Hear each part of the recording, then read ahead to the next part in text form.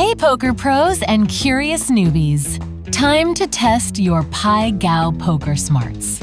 You've got 3 seconds after each question. Let's play!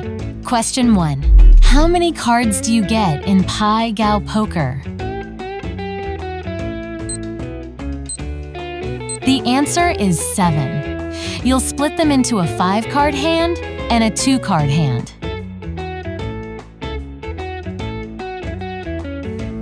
Question 2. What's the goal when setting your 2 hands? The answer is your 5-card hand must beat your 2-card hand. That's the basic rule, no sneaky power hands up front. Question 3.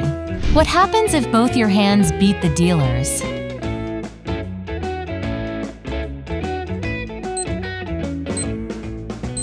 The answer is you win. Beat both hands and the pot is yours. Question 4. What if only one of your hands beats the dealer? The answer is, it's a push. No win, no loss. You just get your bet back. Question 5. True or false? You can use a joker in Pai Gow Poker. The answer is true, but only as an ace, or to complete a straight or flush.